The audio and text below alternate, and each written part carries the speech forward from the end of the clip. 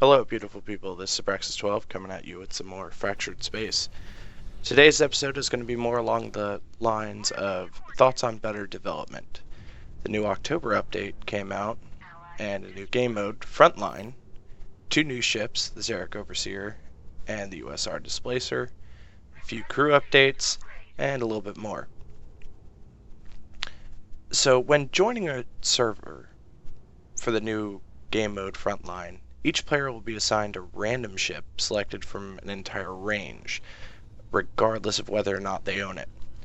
However, this random selection will be subject to a couple restrictions.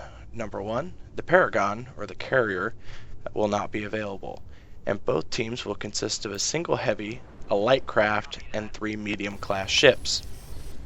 Now the map is a single location, comprising of a home base for each team, 3 smaller mining stations, and home bases, allowing you to apply upgrades when your team reaches enough points. To win, teams have to capture the enemy base. However, there's an alternate method for winning. Each round has a 12-minute timer. After the timer elapses, the game enters sudden death. At that point, there will be no respawns, no repairs, and no upgrades. Killing the enemy team while in sudden death ends the game. Sadly, I will not be doing a review on the 2 new ships due to being forced to use a random ship in the new Frontline game mode. However, the Xeric Overseer is Xeric's answer to the USR Watchman, formerly known as the USR Sniper. It features a flux beam with a max range of 60 kilometers, 100 PPD, beam duration of 5 seconds, and a cooldown of 10.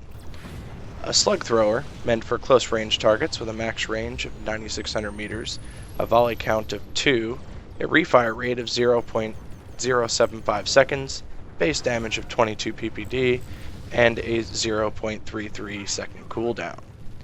A unique feature of the Overseer is that it has an auto-orientate function. This feature orientates the ship with the aiming reticle, so that when a player pans across the battlefield, the ship will follow the reticle. Due to the fact that the flux beam is a straight fire weapon, meaning it can only be fired parallel to the ship's body, it's a needed feature.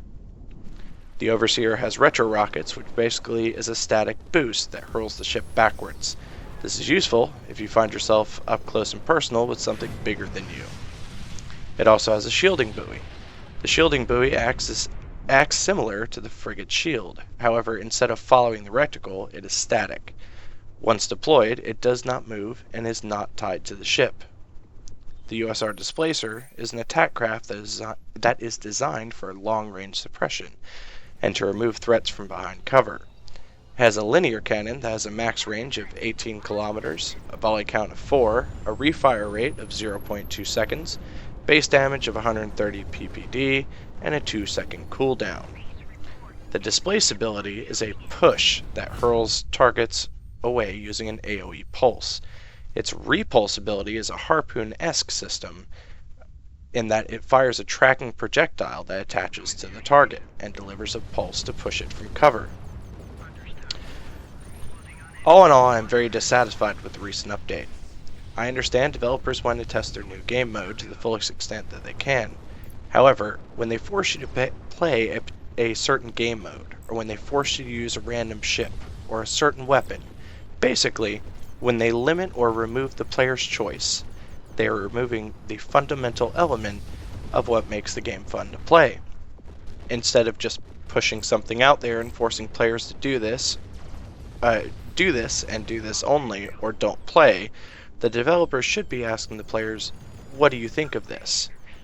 In this case, allowing the player to choose their game mode, or better yet, allowing the players to strategize and use whatever ship they felt appropriate, would not detract at all from the gameplay.